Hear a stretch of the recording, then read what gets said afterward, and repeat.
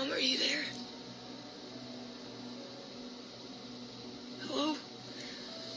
Mom, if you can hear me, please say something. I really need to hear your voice. Something's happened. Kristin Denise Smart was a regular student and a cheerful girl who had her whole life in front of her. After high school, she got admission to California Polytechnic State University, San Luis Obispo in San Luis Obispo, California. The university was cool, and she didn't have much trouble making friends and adapting to her environment. Her freshman year went without incident until mid-1996. On May 25th, 1996, Kristin Smart attended a student's off-campus party.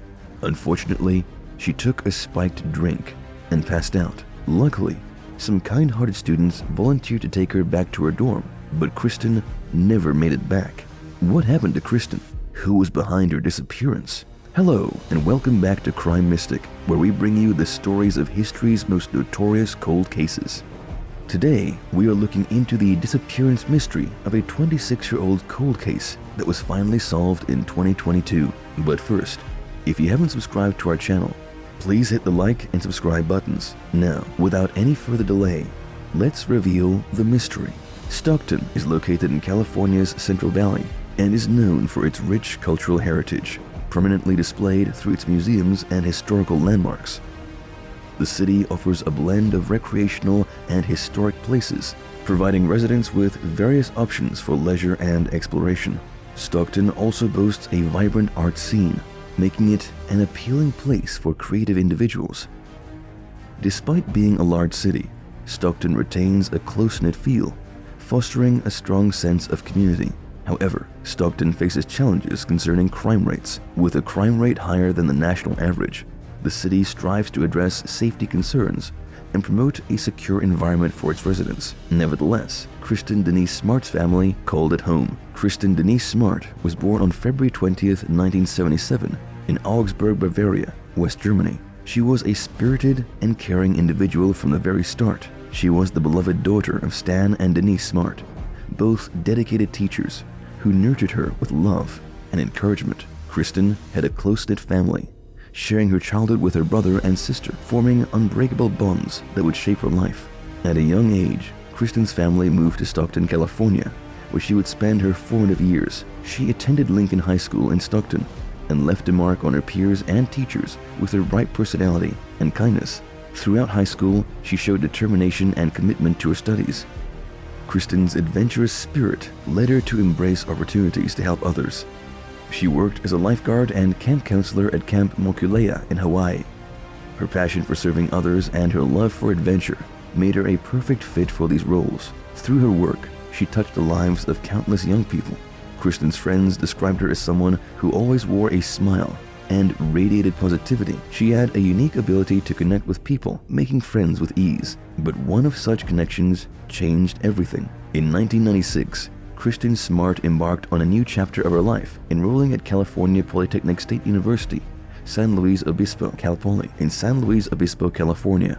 One fateful night, on May 25th, 1996, during Memorial Day weekend, she attended a birthday party at a fraternity house where she didn't know anyone. A friend of hers had left the party earlier, leading her to walk there and attend alone.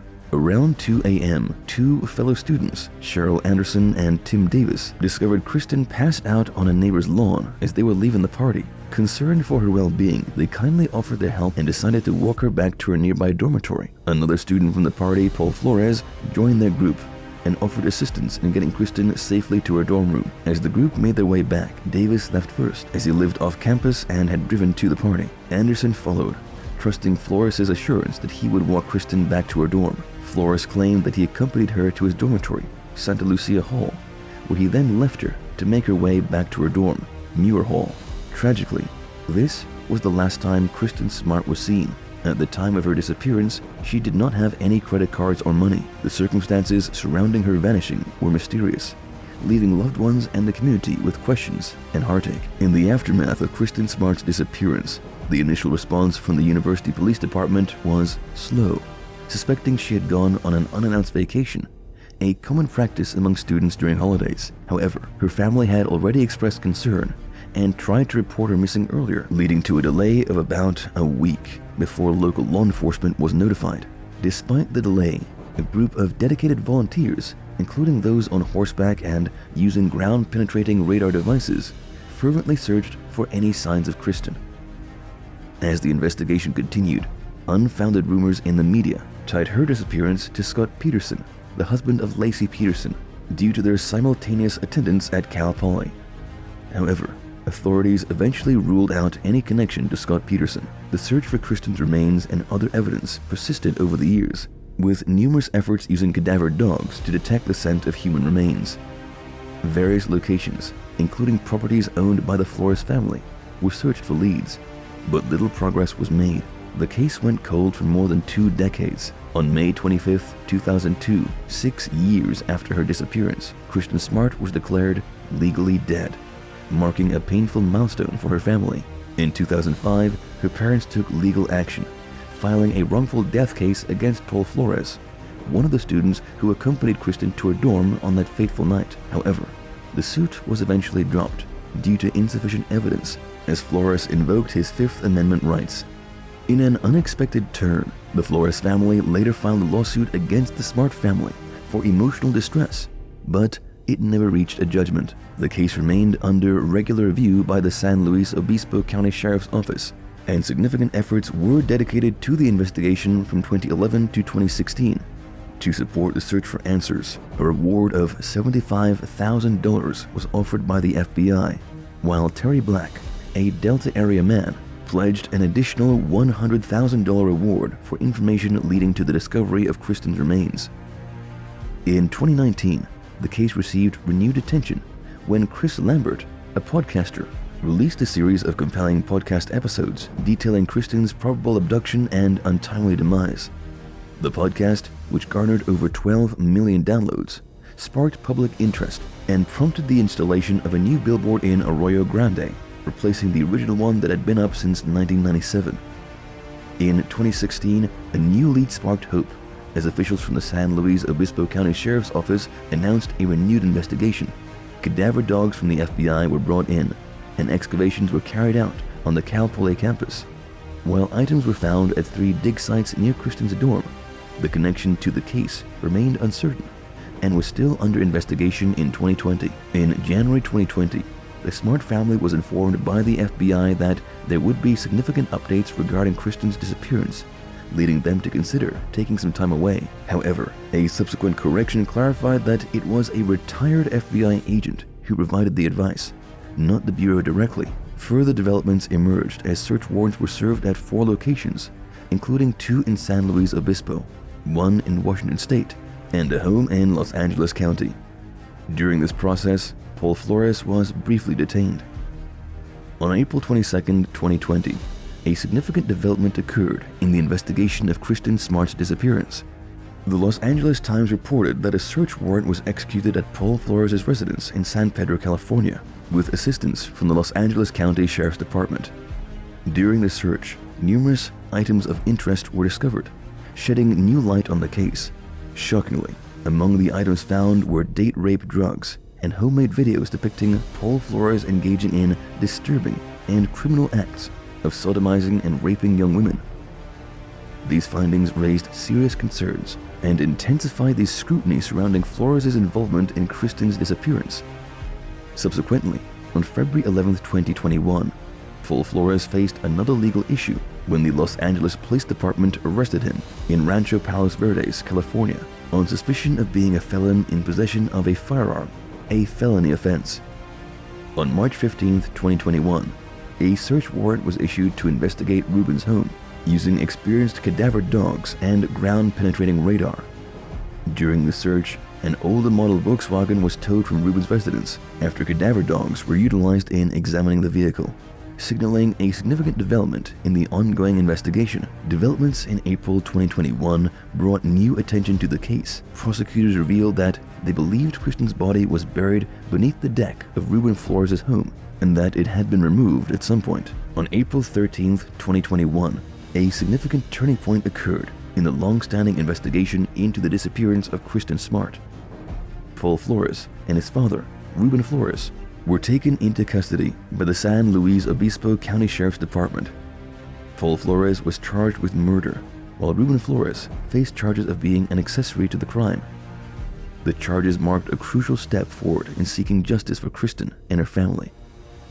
The investigations revealed disturbing details, concluding that Paul Flores had attempted to rape Kristin on the night of her disappearance. While the statute of limitations had expired on a sexual assault charge, murder committed in the course of rape or attempted rape justified first-degree felony murder charges.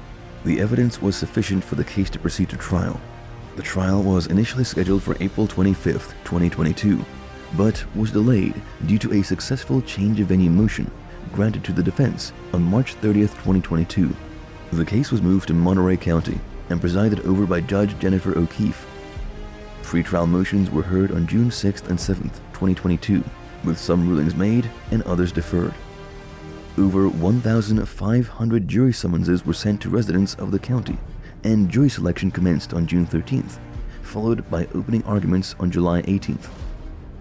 On March 18th, 2023, Paul Flores was found guilty of first-degree murder by one of the separate juries at the Monterey County Courthouse, while his father, Ruben Flores, was found not guilty of being an accessory after the fact. Ruben faced a maximum sentence of 3 years in jail. However, during the trial, one juror in Ruben's case discussed the matter with his priest for spiritual guidance, leading to his dismissal. An alternate juror was sworn in, and deliberations resumed. Paul Flores was sentenced to 25 years to life on March 10, 2023. He has since been arrested and is currently incarcerated in San Luis Obispo. Kristin Smart's disappearance led to the Kristin Smart Campus Security Act, sponsored by State Senator Mike Thompson, which required public colleges and funded educational institutions to collaborate with local police in reporting cases of violence against students, including missing students. It passed unanimously in the California State Legislature and was signed into law on August 19, 1998. The act took effect on January 1, 1999, improving campus security and response protocols to protect students. While the pain and loss felt by the Smart family cannot be fully mended, This guy came out of nowhere. This is the same guy I saw yesterday morning in the maroon car. He grabbed me and he pushed me into the trunk. Oh God, where is he gonna take me? Mom, please. the verdict brought a measure of solace and accountability for the tragedy that forever changed their lives. Kristin's story shows the danger that lies even in the most friendliest places. Nevertheless, Kristin's loved ones were finally able to get closure. We're curious to know what you think. Do you think that the punishment is adequate for the crime? Should the court father have given the father a tougher sentence? Let us know what you think in the comment section.